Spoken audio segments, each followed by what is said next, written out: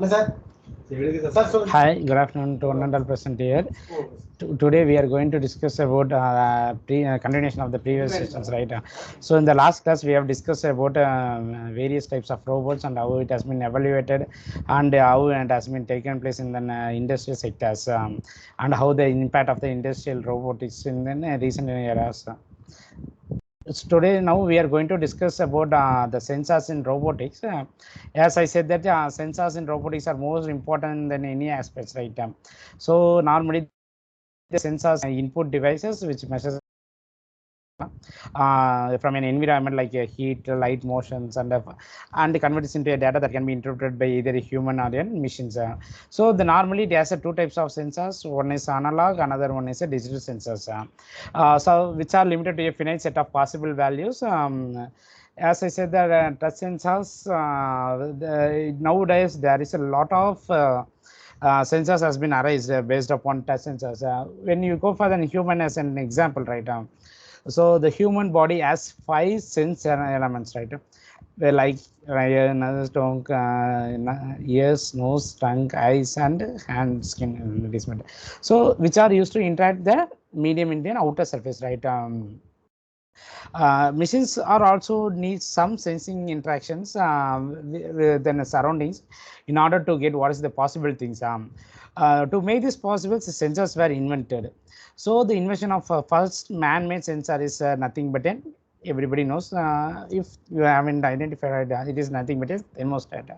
So which was done in 1883. Then in 1940s, infrared sensors were introduced. Once it has been introduced now, there is a lot of changes has been occurred in the recent past. So today we have sensors that can sense motions, light, humidity, temperature, smoke, and a lot of things in either in analog and digital types. So these type of sensors are normally available in the today's markets. So sensors have brought revolutionary change in the size and cost of various control systems. One such of kind is in a touch sensors, which is used to detect the touch in the objects. So as I said, what is meant by that can detect touch and also records the physical touches. So also known as a tactile sensors. They can operate a switch when touched. These sensors are used in lamps, touch screens of the mobile, etc. Touch sensors offers an intuitive user surface interface. So it is known as also known as a tactile sensors. These are normally simple, small in size, and they are low cost. They are produced in a large scale, which is used to replace the normal mechanical switches. With this advance in technology, these sensors type of sensors especially used in this. So as I said, how does it works is an important factor, right? So as I said that the touch sensors are like a switch where there is a contact or touch or pressure on the surface of that touch sensors has been occurs.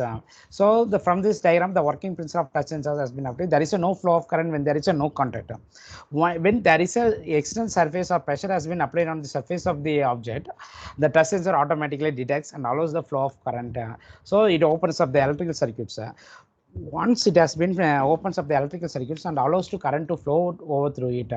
So as I said that once there is a flow of current has been obtained, so it's normally has been things. So as I said, what are the key applications? So key applications are touch sensors in robotics are usually used to detect the object or the presence of object, our ability to detect this, things happening around the surroundings.